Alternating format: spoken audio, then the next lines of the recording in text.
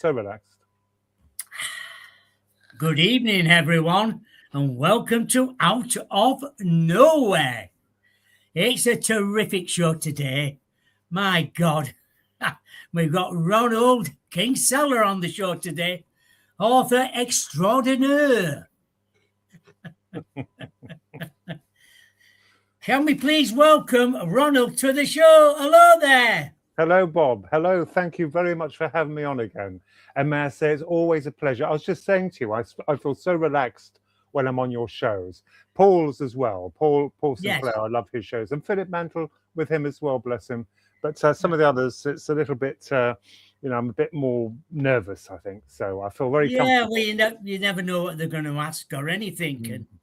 And sometimes it's nervous, isn't it? Sometimes nerves clicking a bit.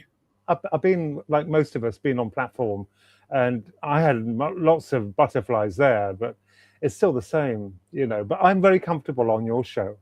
Thank you very kindly. Illusions, Smoke Mirrors of the UFO and ET Paranormal Enigma. What inspired you to write the illusions then? Did you feel this book needed to be written?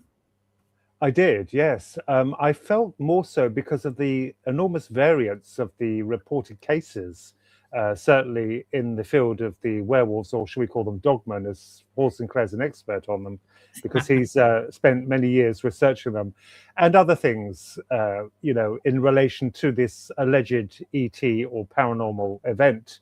And I call it alleged because we don't know what we're dealing with. We don't know what they are. But it inspired me to look into certain cases, just as Philip Mantle did. He's released a book, Philip Mantle UFO Reflections. It's a thick book. I've got it. I'll show it later on. It's actually beautiful, where he documents so many different cases, which are very interesting. So I was doing the same. And it just urged me to try and look a little bit further into what these things are, because I looked at cases from the 1950s, the 1960s, to present day, and perhaps even earlier back as the 1800s, the late 1800s, with the exotic airships and how they changed. And I came up with an opinion about it's quite possible that we're not dealing with something we think we're dealing with. That means to say that they may not entirely be alien. I'm not saying for all, I'm not vouching for all, because my God, I get stick for that. In fact, anything you say about the UFO phenomena, you are attacked. I'll say that respectfully, yeah? You are attacked. Yes. You are thrown under the bus, because it's almost like a religion, the peace-bearing people who reckon that these aliens are here for peace, which I think is hogwash. They will stand by their guns with it. They will shoot you down, but they have no proof, no validation. They'll say they have, but they haven't. We've got very little on the subject, but there is something here with us. There definitely is. These events do happen. The legitimate ones do happen. We just don't know what we're dealing with. And this is wonderful for the researchers to look into them, to try and put the pieces of the puzzle together. I must say I'm none the wiser, but it was a wonderful book to write. Very challenging, very hard. I had also permission from James Fox to include the Virginia incident of the 90s, the early 90s, of the demonic aliens that were spotted by the girls. Yeah, it was a lovely chap. I met him, and he said to me, use whatever you want. So I was allowed to use the stills, the illustrative stills from his documentary. He let me use them for the book as well, which I thought that case was very fascinating. And his documentary on it was utterly a masterpiece. I thought he was absolutely a wonderful gentleman. Love that man to bits. Yeah, I love him to bits. He's lovely. And I love it's just once he's got the fire in him, that's it. He's off. He's off. He'll do it, And hey, believe it or not, when I interviewed him, he was driving from California to New York. It was just natural to him. He said, "No, that's no problem. I can do it in car." I wrote it because of that. I think because I was becoming a little frustrated, trying to work out so many variations of this phenomena. Yeah. And in the end, I'm going to admit to you that I am absolutely none the wiser from when I first started. I actually have let it go for now. I said to Chris Evers of Outer Limits magazine, the wonderful Chris Evers, I said to him that I've retired from it for the time being. I've retired because I'm working on other things, but I've been involved in it for 15 years. I've written 3 books, Twin Souls, that was published by Capelban, Digital Demon, Philip Mantle, Flanders Press, and The Illusions. I was going to write another one, but something kind of shifted. Something very interesting happened to me a year and a half ago. I went into a phase of completely, I did nothing. I lost interest in everything. It was like a silence, an agonizing silence. I went to work, Yeah. but I didn't work on anything. And it was like, it was okay. I felt like I was being lazy, but I wasn't, because the amount of work I've done in the past, many books I've written, science fiction mainly, of course. I Yeah. love science fiction. But I kind of I slipped into this bizarre silence, and I did nothing for a year. Now, what's interesting, afterwards, boom, boom, it starts up again. It's like Magnus and Michael, but we'll get to him later on. He's Yeah. old. He's very old. He's being rebooted, but it just came back. I didn't know what to do, what I was doing. Being attacked as well through my views on UFOs online. Yeah, a lot of us can deal with it. I can to a degree, because I got fed up with it.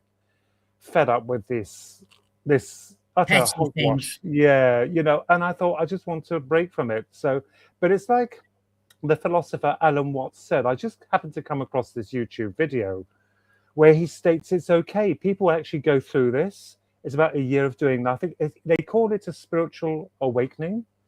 That's what they call it. I don't know exactly what that means, but it means you're being grounded again, I gather, and you'll be wiser to what you wish to achieve in the future.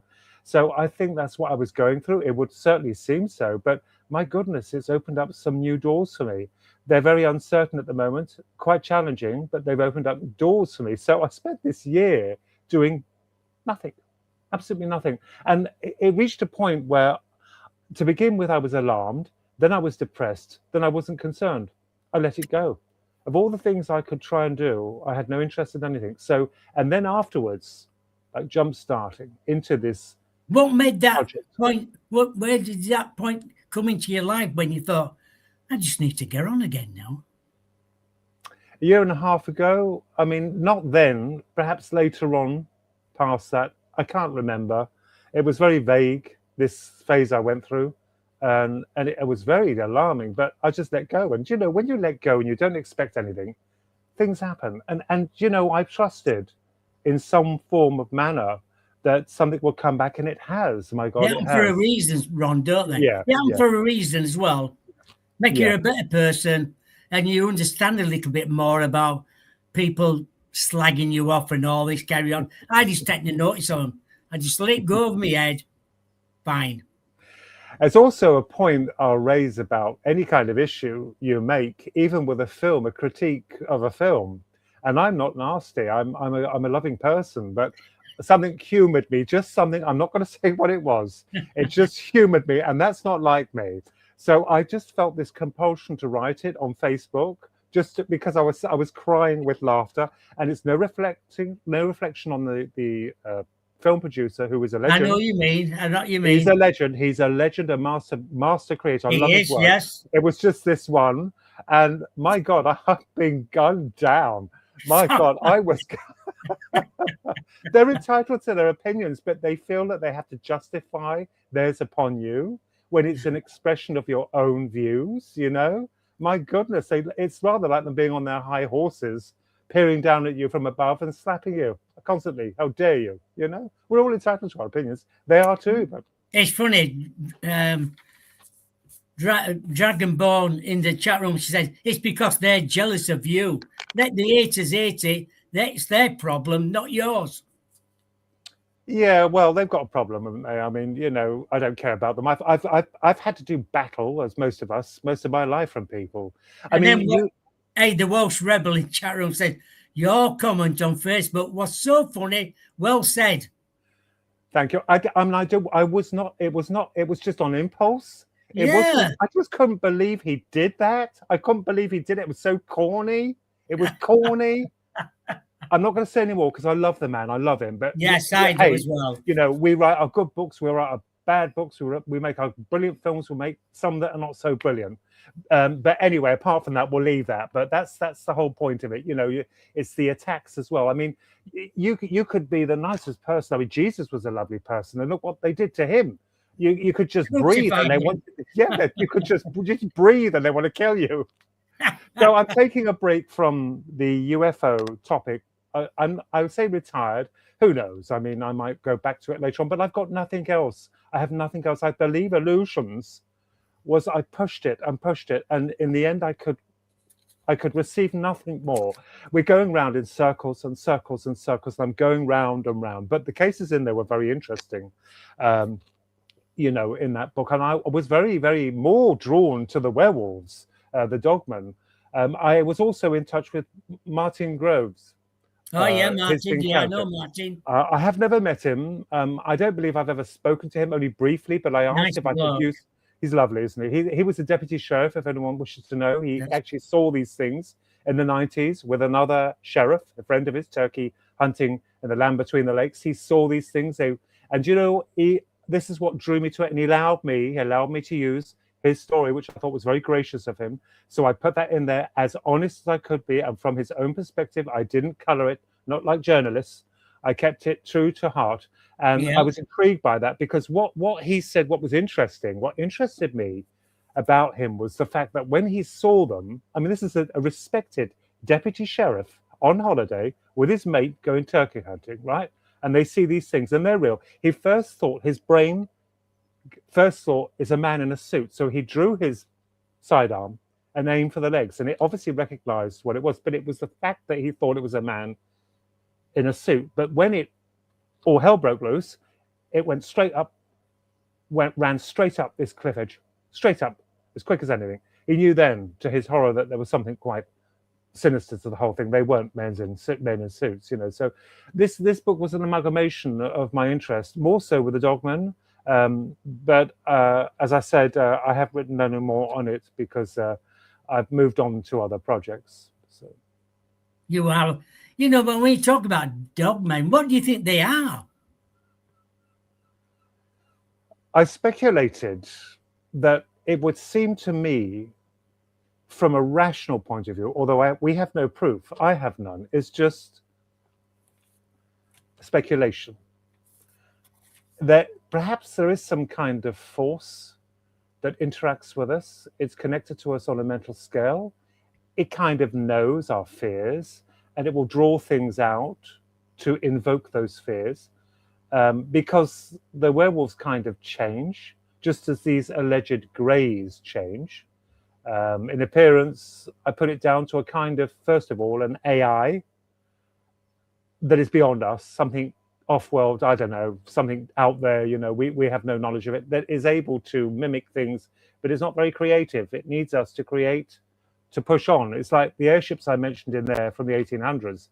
They were quite more advanced than the airships that we had, and we did have airships then. France were leaders in that, I believe. Yeah. I can't remember all what I wrote, the engineers and that. They're in there. But they advanced a little upon them. So then we go into the flying saucer rage of the 1940s and 50s. And guess what? People see flying saucers. Then they change from the 90s to military kind of styled vessels, hence the triangular ships, and they move on and on. And I think that was one of the ideas. I'm not saying it's set in stone. I'm not saying it's based on every account or every incident, but certainly it opened up a chain of events for me to look at and to analyze. And it's quite feasible, although, as I said, we have no proof. I've got nothing. I ended up with nothing. This is the trouble with this subject. You go round in circles. I'm not demeaning the researchers because it's fascinating to know, like Philip Mantle in his book Reflections, the past cases which are genuine. If he's done them, they're evidently, many of them are genuine. They've interested him, and he's a top researcher. There are cases that are very fascinating, but as I said, we're not going to know. So that's one of the reasons why I actually wrote Illusions. Do you think they're interdimensional then?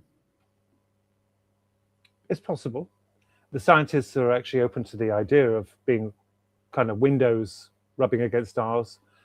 Could be CERN tampering with things to strengthen that, but there again, they were here long before CERN, so I don't think it's anything to do with CERN. You have to look at all this because you have to open up these kind of lines of thought, these modes of thought to consider.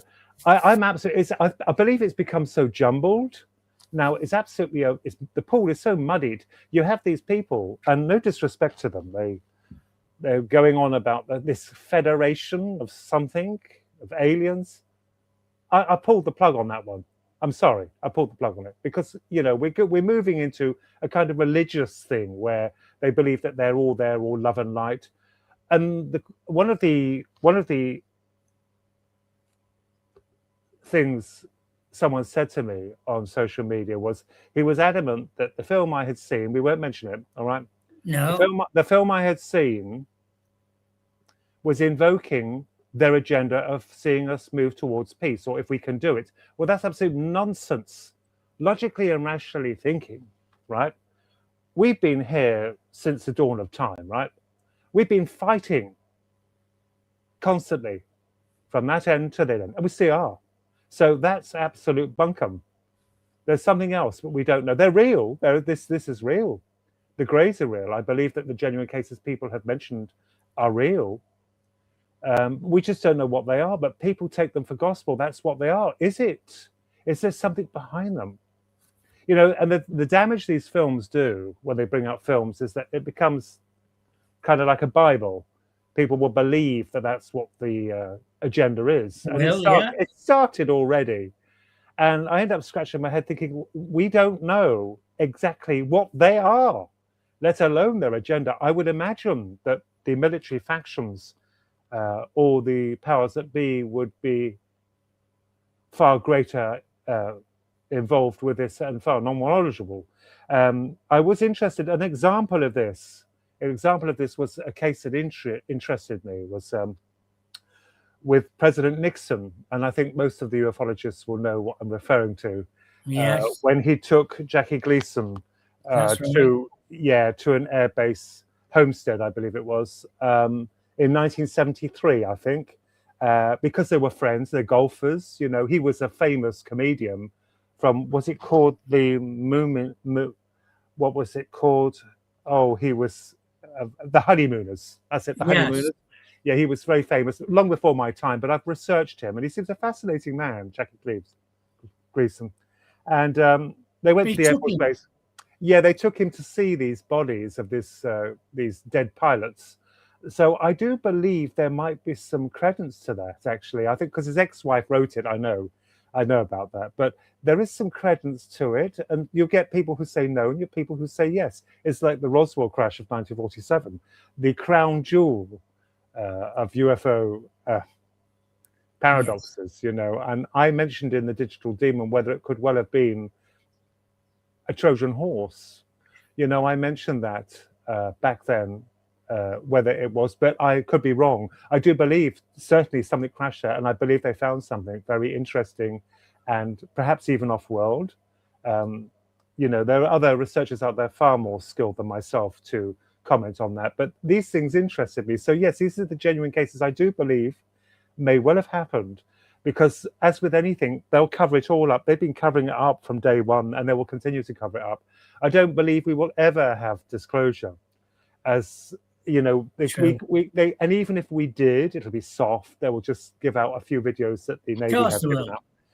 They'll give a few videos. I fully agree with there, Ron. We'll never get it.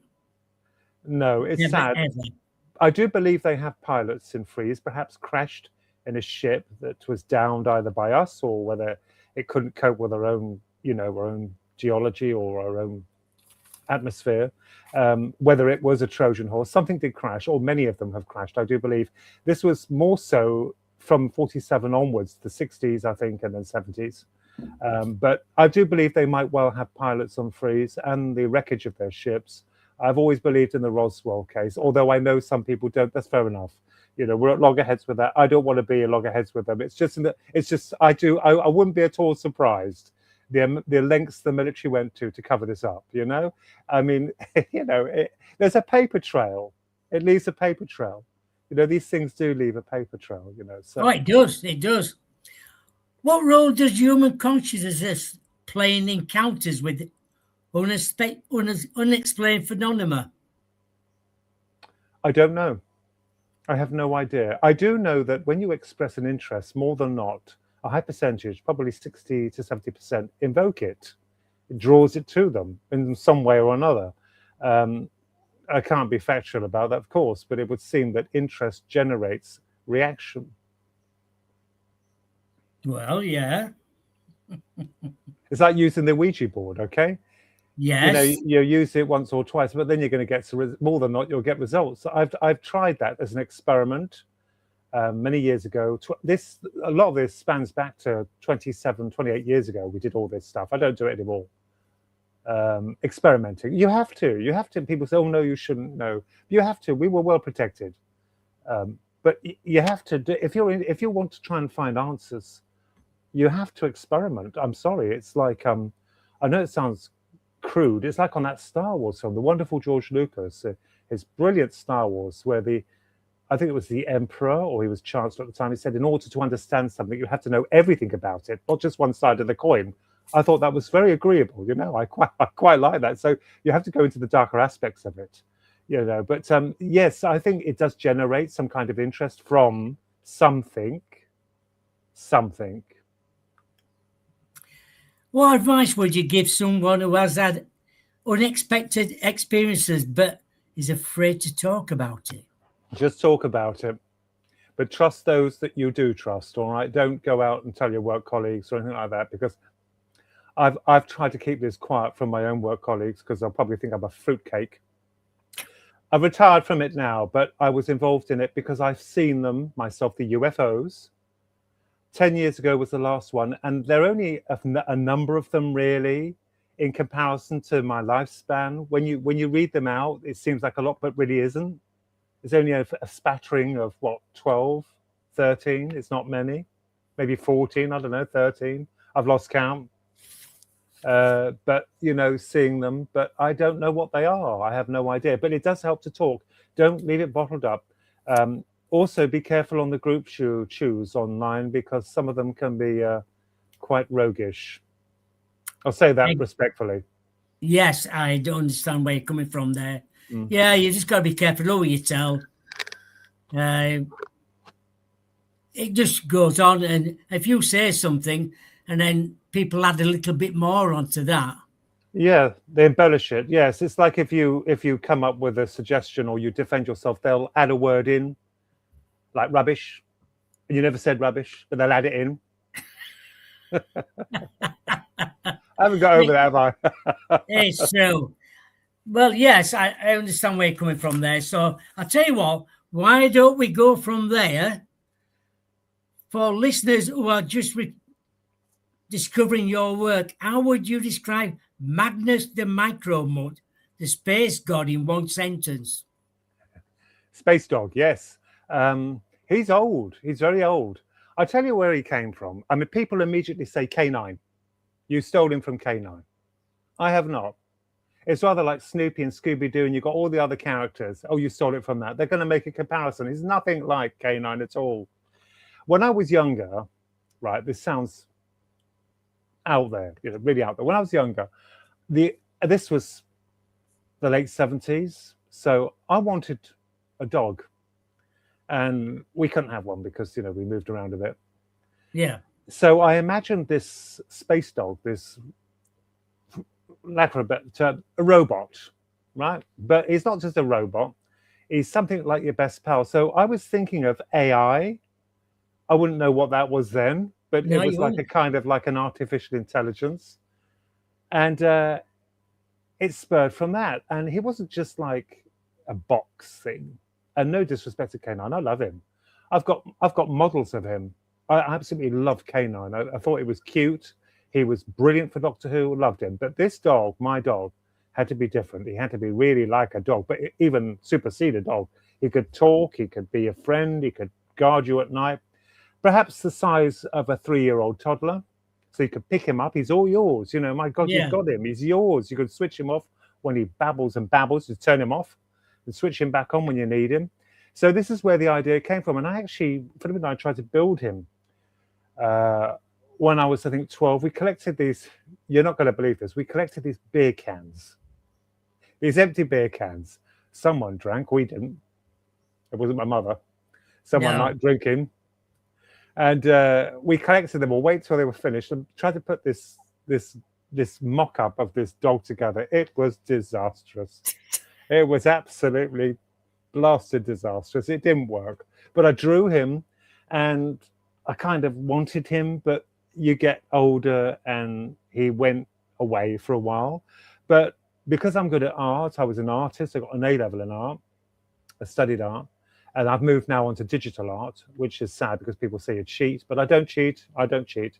If there are tools in the future to help us produce films and things, I will use them. It's like George Lucas said he had to wait for the technology to come along, but that's exactly what I've been doing. But basically, for our kind of, age and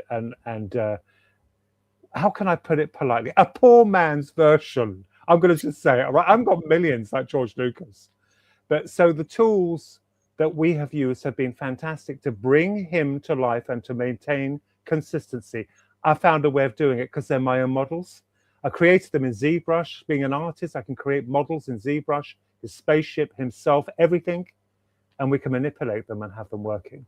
So yeah, so this dog was like, he rose up again in the 90s, the early 90s, because I thought I'm going to bring him back. So I did him as a set of comic strips. Phil and I produced these comic strips, like kind of humorous things where he gets up and then he looks in the mirror and it cracks and he points at the mirror and he says, mirrors are two-faced. Little things like that, little simple things for kids.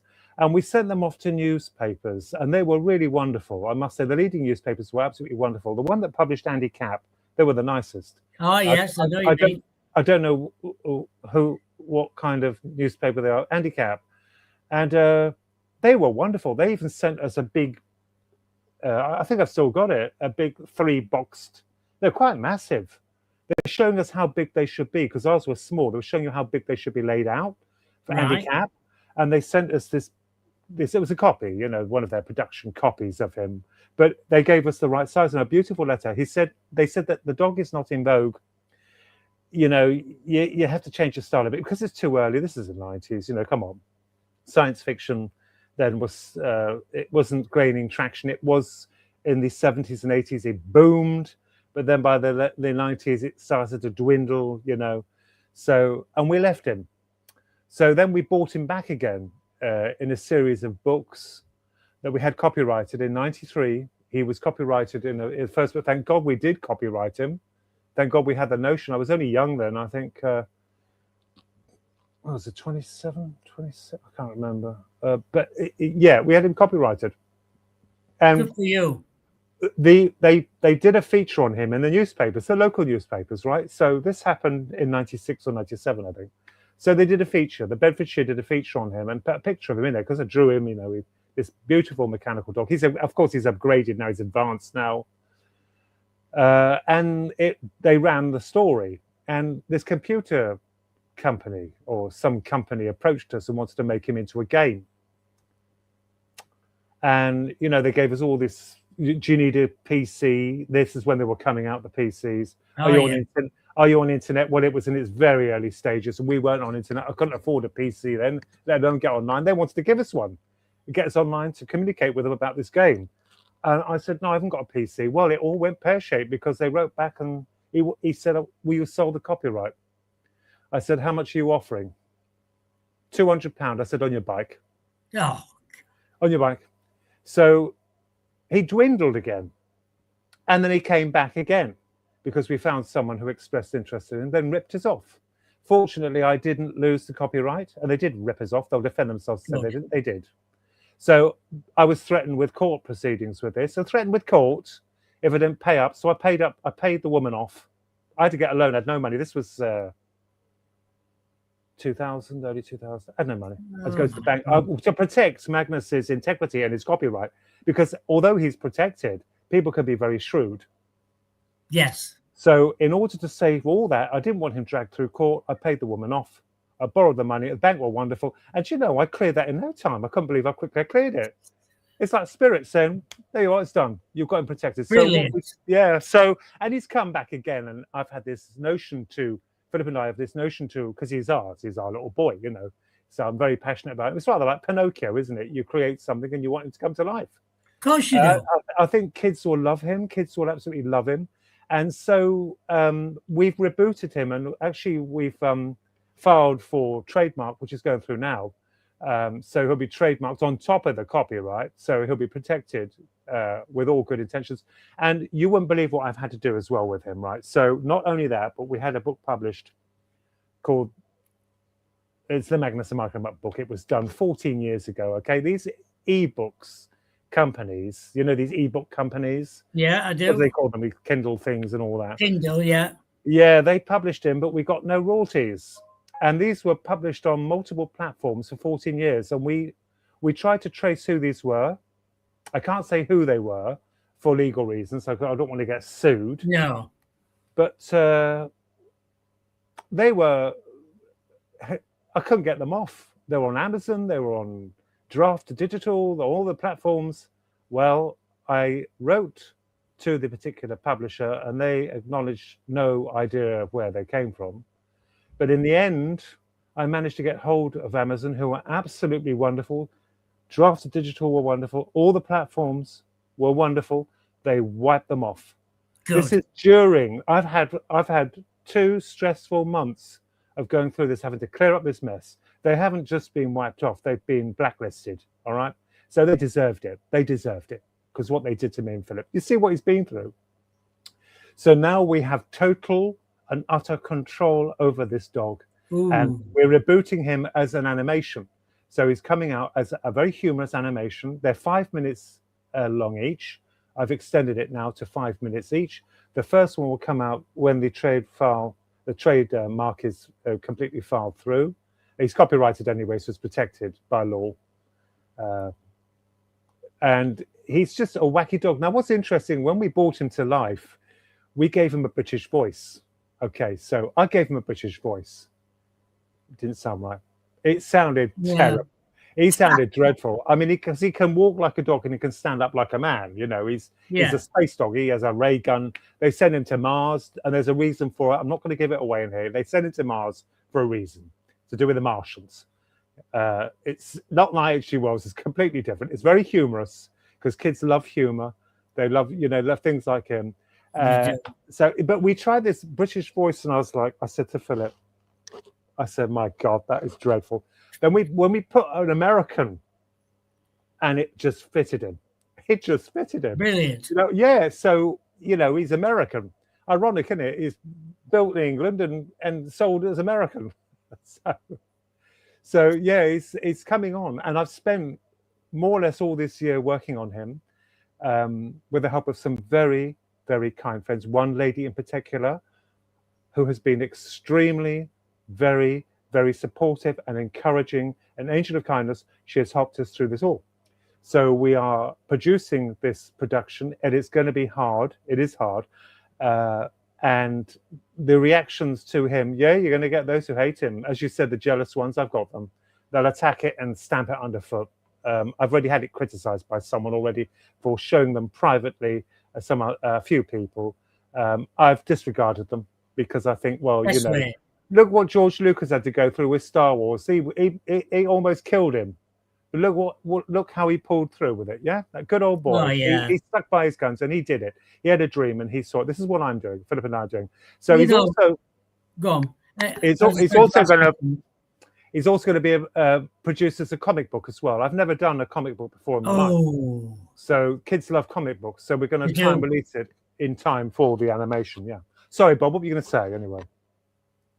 When you talk about Magnus and all, is there any real life experiences or people that influence you, the characters of Magnus? No, not him. The others, yes, but not him. Strangely, no. I think he was like a childhood, a wish, a dream. Pinocchio.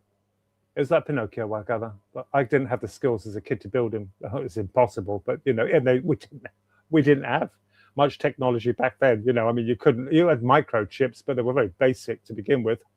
My goodness, we didn't even have internet back then. We didn't have CDs or CNN. Didn't have any of that. Just records, radios, and your first home computers. Although the companies had the bigger ones, but they were the thing of him was the stuff of science fiction.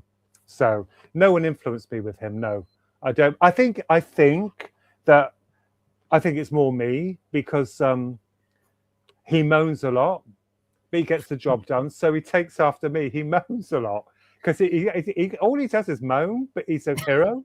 You know, he's reluctant, but he'll do it. He's pushed to do it. You know, so I think traits of me are in him, and Philip as well. Traits of me and Philip are both in him. So it's a fusion of us both, anyway. If madness suddenly appeared in the real world, what do you think he would do first?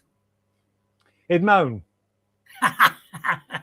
It just moan about everything and anything, you know, it just moan. But he's lovable, and I think kids will love him for it because it's kind of his trait. He's a moaner. He keeps moaning all the time. But as I said, he gets it all done, gets the job done. That's what I'm like in a way. I may not want to do something, but I'm pushed to it. I'll end up doing it, you know. I think, oh well, we've got to do this, you know. I think we've talked about this other question. If the book became a movie, who would you love to see the voice or play the main character? That's a good one. Who would voice him? Yes. It would have to be American. A kind of, I don't know, hip hop voice. I think I don't know. It's got to be hip hop and it's got to be American, you know, streetwise, you know, that kind of thing. That's what we've made him into, kind of a cool dude, you know. It was rather like that in the stories prior to this, but not before. He was very British. Have you Philip always been like that? Hip hop. Have you ever been into all that? No. That would not suit me at all. That wouldn't suit me. No, I've always been like this. In fact, you know, I've been called Mr. Downton Abbey because the way I speak. But what they don't understand is that we're of different generations. When you were in the kind of 70s, depending on where you were, you know, we were told to speak the Queen's English by the teachers who were old ladies. They were very good women, but they taught us they were very harsh, but you speak properly. So where do they think it came from? This isn't heritage, it's upbringing. So that's where it came from. But the hip hop stuff, no, I'm not into that. But I think it best suits him anyway. So who inspired you? Which authors or storytellers have inspired your work then? Yeah, well, H.G. Wells, no surprise there. The War of the Worlds. I've read that countless times. I love that book, The War of the Worlds, and I kept thinking to myself, well, damn, they've never made a genuine reproduction of his book. They haven't done it. I mean, Steven Spielberg did a wonderful adaptation, modern day.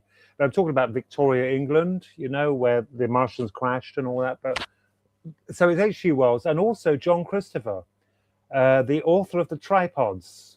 Oh God! That were televised. Yeah, well, Philip and I have had letters from him, handwritten letters. We were in touch with John Christopher.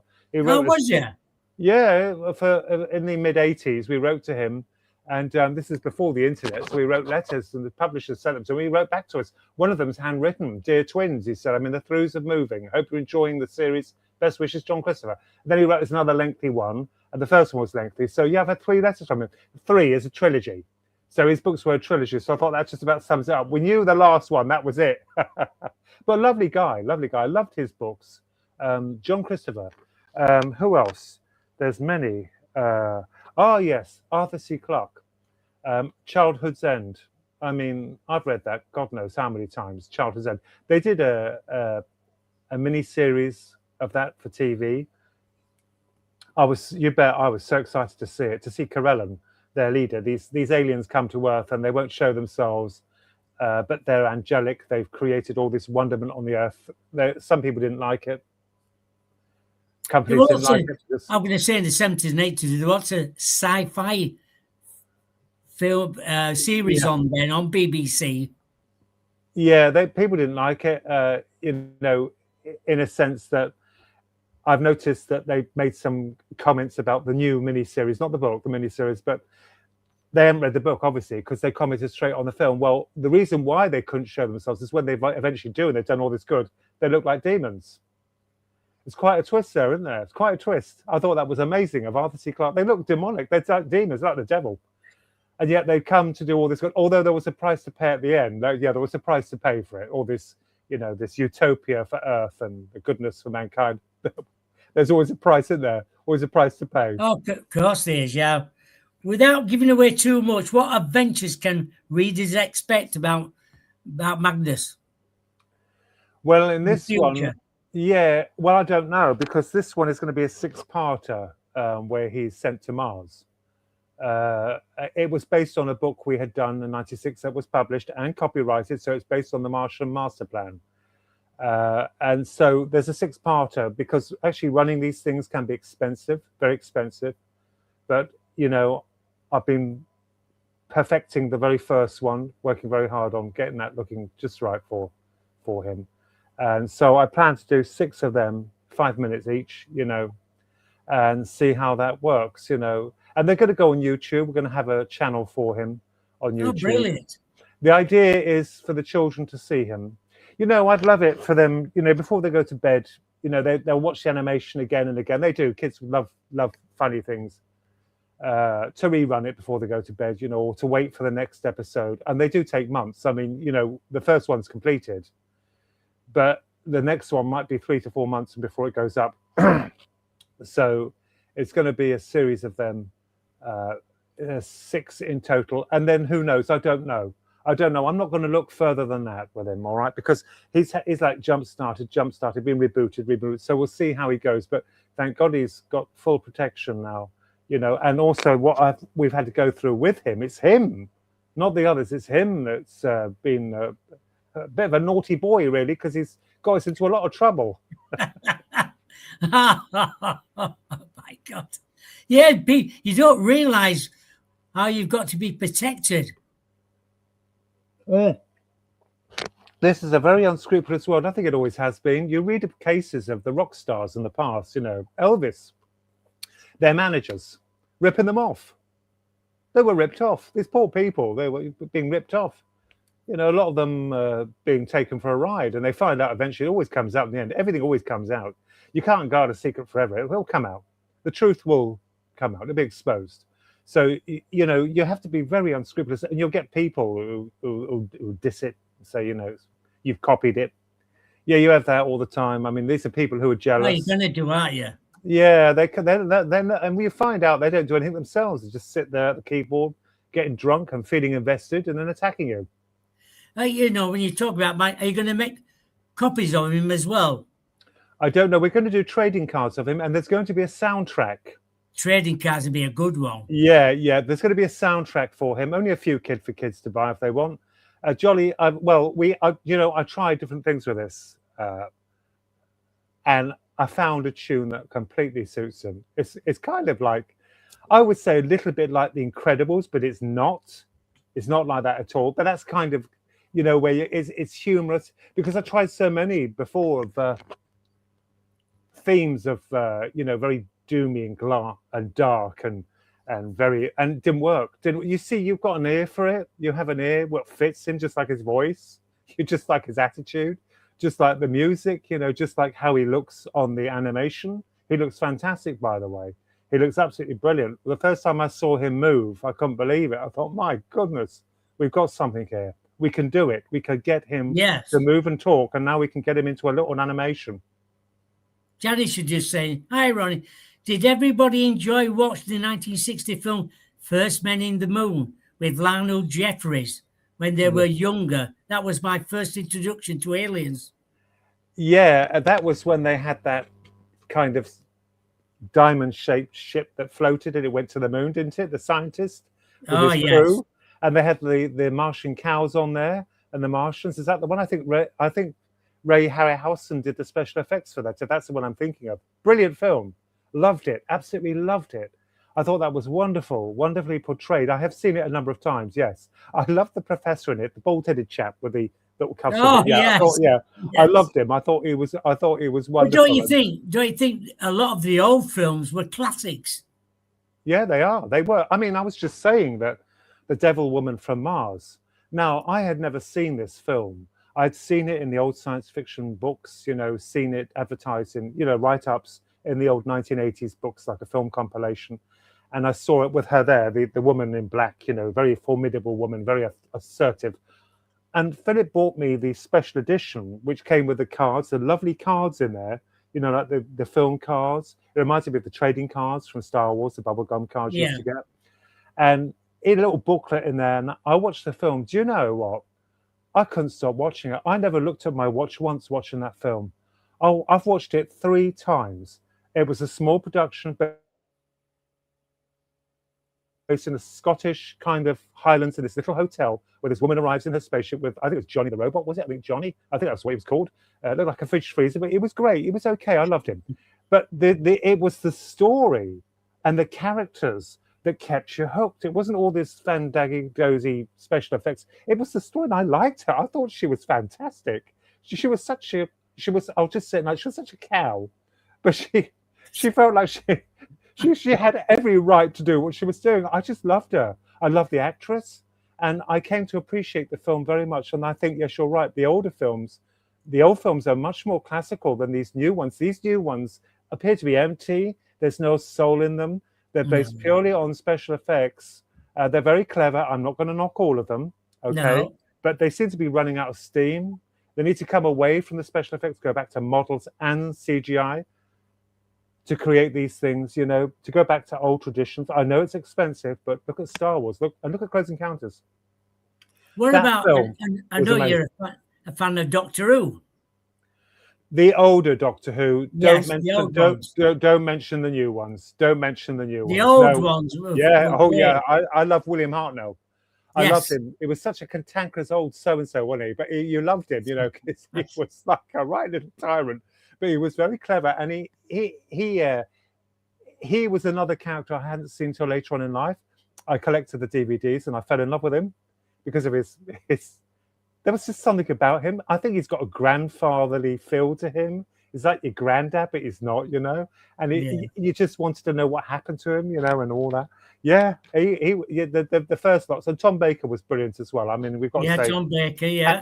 And Neil Tennant was superb. Neil Tennant was brilliant. He was brilliant. Okay, so, but then after that, let's not go there, shall we? No. I didn't even like Patrick Charlton. I thought he was too much of a clown. His humor didn't amuse me at all. I sat there stone-faced. I got one of them on DVD. I think some of it's cartoon. They had to replace it because they've lost some of the footage. The Cybermen or Invasion Earth or something, which the story was very brilliant. It's a damn good story. The Cybermen look super cool. I think a friend of mine, Susie, who used to work with me many years ago, she said that they were faceless, which made them frightening. Well, she was quite right. Well, she said it made them frightening, and she was quite right. They're faceless, so you couldn't read them. But the actor, I didn't like him. Patrick Charlton, perhaps he had an appreciation society somewhere or so other, but I didn't find him funny. I didn't like him. No. John Pertwee, I loved John Pertwee. Oh, John Pertwee. I loved John Pertwee. He was amazing. Inferno, the one, there's a trailer on it on YouTube, a very good trailer that's been redone. Absolutely fantastic, where they're drilling into the earth and they're unleashing all this horror. He was just wonderful. I love John Pertwee as well. So yeah, Doctor Who, the old Doctor Who's, the new ones, let's just not go there. Yeah, I believe they cancelled it now. I'm not surprised. Yeah, rightly so. Because they were going down a path that anybody could have been Doctor Who. Yeah, that's right. Yeah, that's the problem. I think if they're going to reboot it, okay, bring back an older man, British, with a granddaughter, and let's go back to how it started. That's what people really want, okay? But they won't do it because of all this woke nonsense. So as well, when I watched that first, I was frightened. Yeah, well, yeah. When the Daleks appeared. Yeah. Oh, them. Yeah, I think they evolved very beautifully, didn't they? Because you found out there's a bit of jelly in there that was controlling them. That was a tank. So they're inside, and when you read the story about how they became like that, it's fascinating. I mean, there were basically two peoples that hated each other. They had a war, and one was the Daleks were the thinkers, and the Thals were the workers, and the thinkers wiped out the workers. So, but they didn't entirely exterminate them. But because of the radiation through their neutronic bombs, they mutated. So they had to withdraw into armor. I thought that was very poignant, especially we could learn something from that, because that's actually quite poignant because it mutates radiation and they couldn't show themselves. So they retracted into machines until they become unbearably unrecognizable. So they hid away in this armor and became vengeful against the people, the very people who caused this to them. Or basically, they just blame them. I know Janice in chat room said Catweasel was my favourite in the 70s. Catweasel. They mean John Pertwee, don't they? Yeah, I'm not sure. I'm not familiar with that. I don't know about that one, but I love John Pertwee anyway. Loved him. I thought he was a really outstanding actor, as well as Wurzel Gummidge as well. Yeah, Wormwood Grummage. I think he was Catweasel. Yeah, it's Aunt Sally as well. Aunt Sally, who loved her cake and who loved her tea and cakes, didn't she? But she was stuffing it in her mouth. Oh my God! So we've been looking forward to this. What's going to happen to him and in the future? Yeah, Magnus. Yeah. I don't know where his future exactly is. All I know, it feels right to do it. It feels right to reboot him, and I've taken this action. It's been very horrible, but I've had to do it to protect my own interests. You know, you could think, how dare people do that to us? But they do. This is what people do. They don't care about you or your intellectual properties. They just will walk all over you, and they'll be smug about it as well. Well, be careful, because I assure you that karma plays a role. There's always karma, and it comes about. It does. Believe me, trust me. These people might feel superior. Yeah, but it does. You have to be careful, you know. And I've had some very wonderful people support me. A lady, as I mentioned in particular, has been extremely wonderful to my brother and myself. Supportive, encouraging. It's like an angel. She's just wonderful. She's just absolutely amazing. She's just helped us. She's like a goddess that arrived in a time of need, and she's lifted us up. Do you think that was meant to be for her to come on the scene? Yeah, I think we all have a moment, all of us, you know, where you have help. And this came along. So, you know, and she loves Magnus, by the way, she loves him. So I think, I don't know about his future. We're going to go with this first and see where it leads. So, but on that note, I want to show you, if I can, this book, Philip Mantle. This book here is absolutely fantastic, right? Look at the size of this. Now, he's advertising it as just that. Look at the size of that. My God. That is filled with complete research. And he hasn't asked me to plug it. He hasn't asked me at all. I'm just doing this myself because this book is fantastic. UFO Reflections, right? And he covers enormous cases in here. This is what I was speaking about earlier. You know, he covers cases like, the new witness to Roswell, a new witness to Rendlesham. He goes on to civilian pilots and Royal Air Force radar operators, UFO landings, alien abductions, curious cases, UFO photographs, hoaxes, Pascagoula. They're hoaxes. You see, this will be very interesting. Crashed UFO debris. Final word. This book is beautiful. It must have taken him ages to write. And where can they get that? They can get that from Amazon. From Amazon.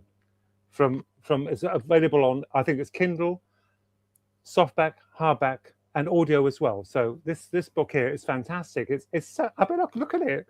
I mean, it's not.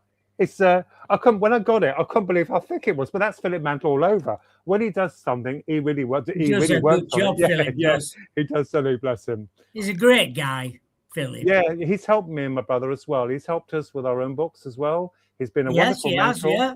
He's a gentleman and been a wonderful mentor. He's helped us out. Do you know, that man is like wonderful as well. He's wonderful. He's done so much for us, and you know, I just wish him all the best for the future. Of course, I do. As well as Chris Evers. I mean, you're Chris Evers, who's been wonderful to us as well. Yes, got me an award. Got an award from him, an OLM award. You did, didn't you? Yeah. Yeah. Yeah, I got that. Doing a talk on UFOs.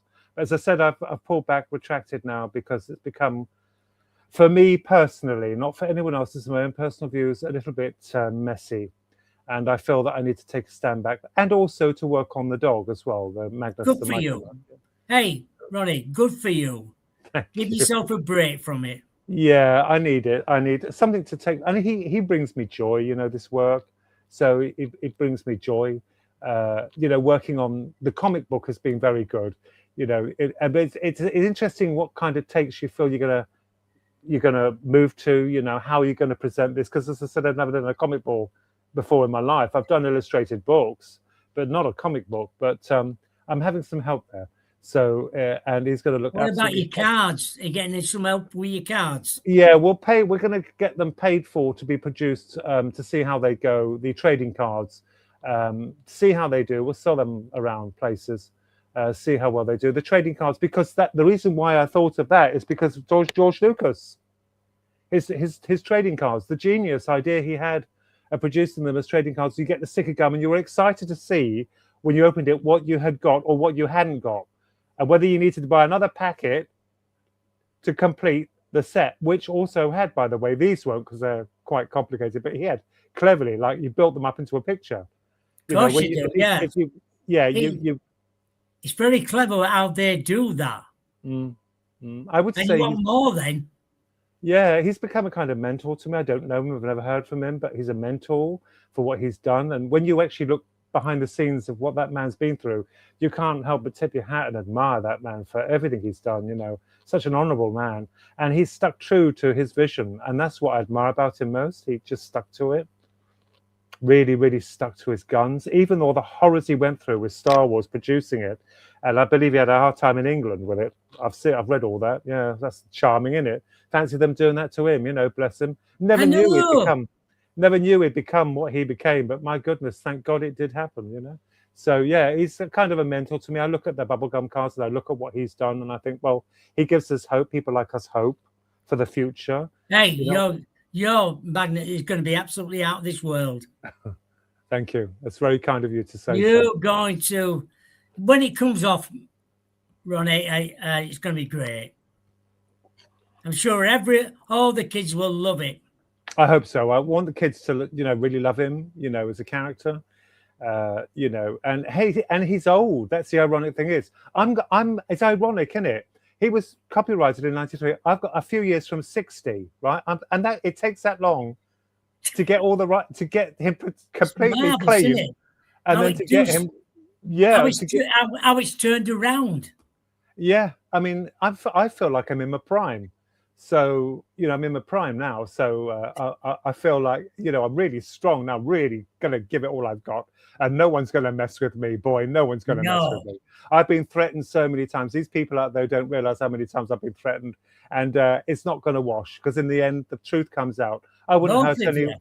I wouldn't hurt anyone. I wouldn't rip anyone off. And Philip as well. You both had a terrible time in the past. Through the commercial world, but there is one benefit to it. It's hardened my heart. Good.